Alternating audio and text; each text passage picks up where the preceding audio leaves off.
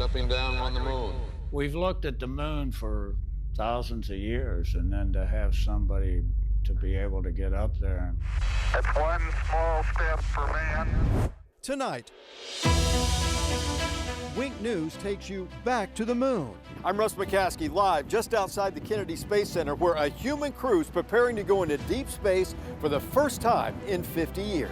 And I will tell you, the four of us, we are ready to go. The team is ready to go, and the vehicle is ready to go. Wink News is spread across the state with reporters everywhere the story is unfolding. I heard there's going to be over 400,000 people coming here, so this is kind of new to me. We have to go, we have to advance, we have to explore. One giant leap for mankind. We're also listening to those who remember the last moon mission, Apollo 17, and hearing from someone who helped make that era possible. From the science, to the stories, to the moment it all happened. Wink News at 6 starts now.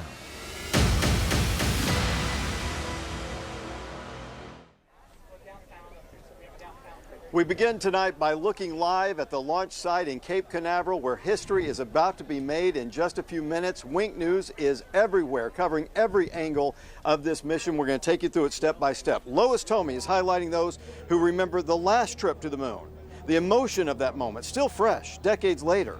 Maddie Herron is at a massive watch party in Tampa, where the excitement is building by the minute. And our weather authority, Josh Green, is tracking the one factor that could stop it all: the conditions right now.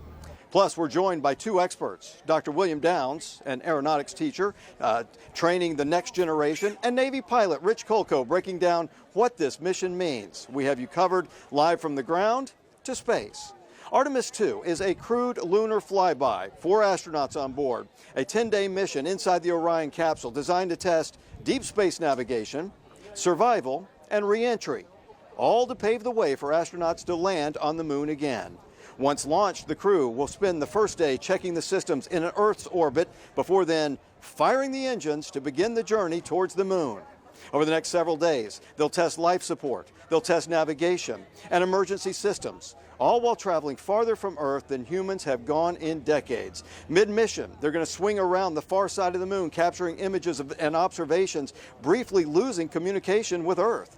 But then it's the journey home, a high-speed re-entry, and a splashdown in the Pacific, proving every system needed for the next mission, Artemis 3, and then Artemis 4, when astronauts hope to return to the lunar surface. All right, let's set the stage for you. Let me tell you where we are. We're at Riverfront Park in Titusville, and we have a direct view of the Kennedy Space Center. We have a direct view of the rocket sitting on the launch pad, which right now is ready to go. But we're not the only ones. Hundreds of thousands of people up and down the Space Coast have their seats ready, and they're ready to watch as well. Right here at our park, some people camped out overnight. Some people camped out for a couple of days. They wanted to make sure that they were going to have the best possible view of history in the making. First woman should be going to the moon, so I wanted to see it. Emily Paturica and her 2-year-old toddler Miles are ready to see history in the making. Who knew if we were ever going to see something like this again, so I wanted him to be able to see it as well. Chris Trebby feels the same way. He's seen other launches, but says Artemis is different. It's special since we're actually sending astronauts out of low Earth orbit. It's been, 50 years? So it's nice to see. His dog Prince is less excited, at least about TV cameras. Milton Levin is much more friendly. Just looking at his camera, you can tell he knows photography. He came all the way from Connecticut to see it in person. First time man's been around the moon in, 50 years, something like that? Yeah. And the furthest they've been away from the Earth? So it's historic, I can't miss this. And among those coming to watch, we found Tom Stovall from Southwest Florida. He wants to see Artemis in person as well. He's from North Fort Myers and thinks this will inspire the next generation. I think it's exciting to come back in and give younger kids that, we grew up with it. Younger kids have no aspect of it at all. Which is a great point, inspiring the next generation to get excited about space travel and space in general. And I do want to point out where we are. This Riverfront Park is a public park. It's free to get to, but if you ever plan on coming here, come early because it does fill up. All right, well, all eyes are on the launch here in the Space Coast. Viewers across Florida are gathering to watch it together. Maddie Herron is live at Mosey. That's the Museum of Science and Innovation in Tampa, where there is a packed planetarium, and people are excited and getting hyped. Let's check in with Maddie now. Maddie, how's it looking? Russ, you're exactly right. There is a lot of excitement and anticipation. I'm standing right outside the planetarium. For noise purposes, I'll stay out here, but I'm going to have my photographer, Robert, walk in there and show you what is happening. It's a little dark again because they are doing these introductory videos to give a little context. Right now, we are looking at a live stream from NASA. We see that in the crowd, there are about 300 people. It's a sold-out event. Everyone is very excited to watch this on the second largest planetarium screen in the country. Now, again, we are here in Tampa, and there is no age limit for people that like space. In that planetarium, we have seen people of all ages, old, young, a lot of excitement no matter how old you are. And I do want to toss things over to Wink News meteorologist Josh Green. We have great conditions in here, again, because we're inside, but we want to know what the weather is going to be like at Cape Canaveral. Again, many museum execs here have said that there are things that could factor into this launch, especially when it comes to weather. So, Josh, how is the weather looking like when it comes to the other coast of Florida? Maddie, I am so happy to report I have nothing but great news when it comes to the weather forecast on the Space Coast. In fact, they've increased the chances for go from 80 to 90% because the weather conditions have become that much more favorable here over the past couple of hours. Let's start with the radar. Notice over the past 30 minutes or so, we had a stray shower that developed inland. That has since fizzled out. Rain is not going to be a factor within that launch window. How about the cloud cover? More good news on this front. Earlier this afternoon, there was quite a bit of cloud cover sitting over Merritt Island, Cape Canaveral, where that launch pad sits. Guess what? Over the past hour or so, we've seen that denser cloud cover move inland, and behind it, over the next couple of hours, the cloud cover is going to be slim to none. The future track agrees with that, so weather-wise, over the next couple of hours for that launch window, things look good to go for Artemis 2.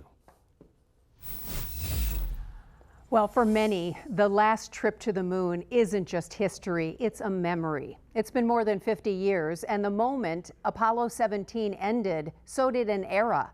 And for some, they missed the feeling that anything was possible. Tonight, Paul Dolan talks to those who lived it and how it feels to watch space exploration take off again. I thought it was impressive only because I was kind of a nerd at the time, and I liked the idea of science going ahead. I thought it was a very genius type of project. July 20th, 1969 may almost be 60 years ago, but for Glenn and Nick, it's still the day their country made history. Philosophically, it showed that we could do things together if we put our mind to it. I guess that was the thing.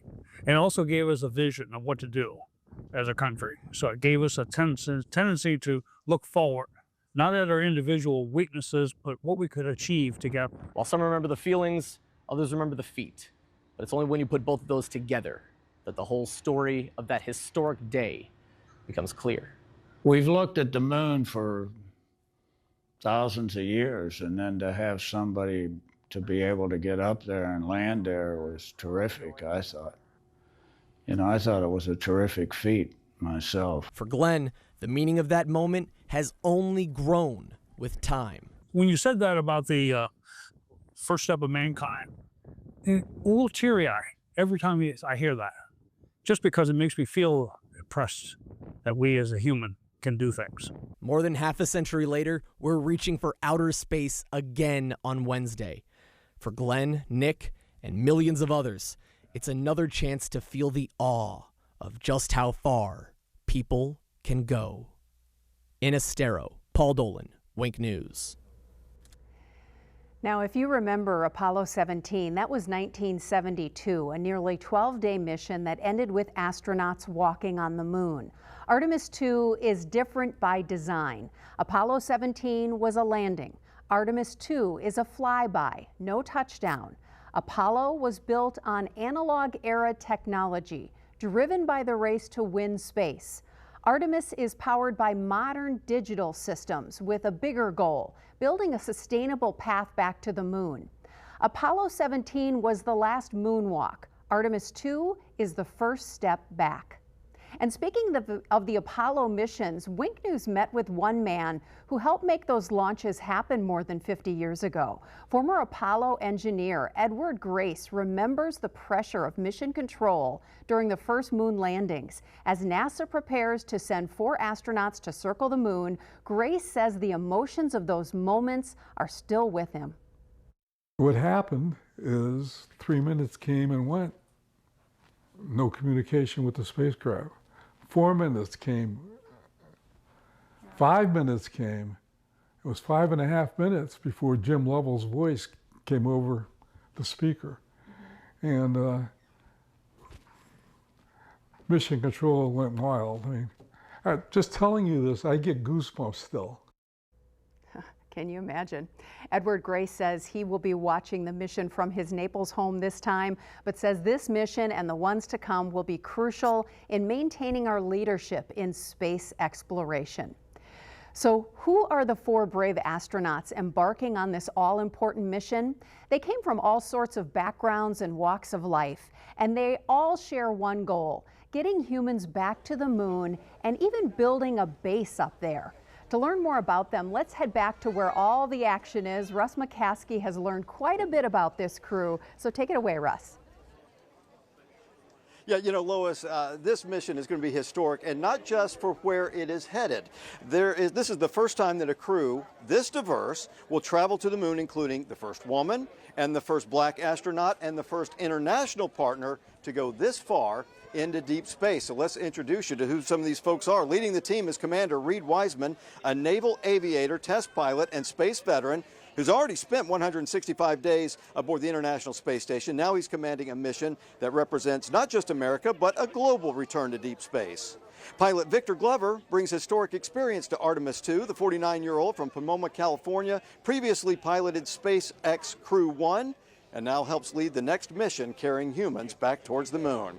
Mission specialist Christina Cook brings record-setting experience. She spent 328 days in orbit and was part of the first all-female spacewalk, now helping to lead the next mission around the moon. And then there's mission specialist Jeremy Hansen making history on this flight. The 50-year-old fighter pilot from London, Ontario, will be making his first trip to space, and he will be the first Canadian ever to travel to the moon. We are getting just closer and closer to the big day, or the big moment. We do know there's a bit of an issue that they're working on right now. We're going to keep you up to date on that, but right now we are still 12 minutes from having the liftoff of Artemis 2. It's going to be a very, very special evening, and we're going to have much more for you as we come back, and we continue to follow this, including talking with one of the men who worked on rockets in the past. We'll be right back with more.